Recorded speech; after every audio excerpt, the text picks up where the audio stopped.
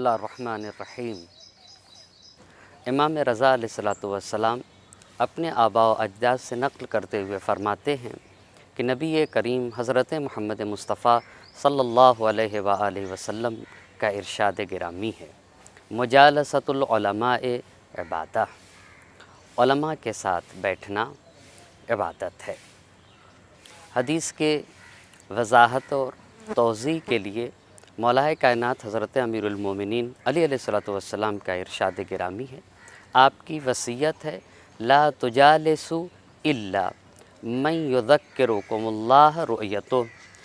مولا کائنات نے اپنی وصیت میں ارشاد فرمایا کہ دیکھو، جس کے ساتھ تم بیٹھنا اور تم کسی کی ہم نشینی اختیار کرو، اس کے اندر 3 چیزیں ہونا چاہیے۔ پہلی بات یہ ہونا چاہیے کہ اگر وہ انسان بولے تو تمہارے علم میں اضافہ ہو، اور اگر تم اسے دیکھو تو دیکھنے سے اللہ کی یاد آئے، وَيُرَغِّبُكُمْ فِي الْآخِرَةِ عَمَلُهُ، اور اس کا عمل اور اس کا کردار تمہیں آخرت کی ترغیب دلائے۔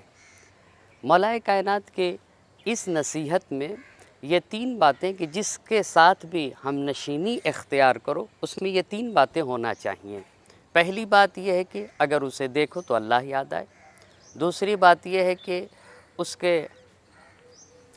بولے تو تمہارے علم میں اضافہ ہو، اور تیسری بات یہ ہے کہ اس کے عمل سے آخرت کی ترغیب ہوتی ہو۔ سوال یہ ہے کہ کیوں علماء کے ساتھ بیٹھنا عبادت ہے؟ اس لیے کہ علماء کے ساتھ بیٹھنے سے اللہ یاد آتا ہے، علماء کا تقوی، اس کی پرہیزگاری، خوف الہی دیکھ کر انسان یاد الہی میں مصروف ہوتا ہے، اسے اللہ کی یاد آتی ہے، وہ خوف الہی اپنے اندر اختیار کرتا ہے اور اس کے ہاں تقوی پیدا ہوتا ہے۔ اسی لیے مولا کائنات حضرت امیر المومنین علیہ الصلوۃ والسلام کا ارشاد گرامی ہے کہ انسان کی زندگی 3 حالت سے خالی نہیں ہونا چاہیے۔ یا تو وہ انسان عالم بن کے جیے، آپ کا فرمان ہے، یا انسان عالم بن کے جیے، اور اگر عالم نہیں بن سکتا ہے تو وہ طالب علم رہے، علم سیکھنے والا بن کر جیے، اور اگر نہیں عالم بن سکتا ہے اور نہیں طالب علم تو صاحب عالمین، کسی عالم دین کا دوست بن جائے۔ عالم کے چہرے کو دیکھنا عبادت ہے۔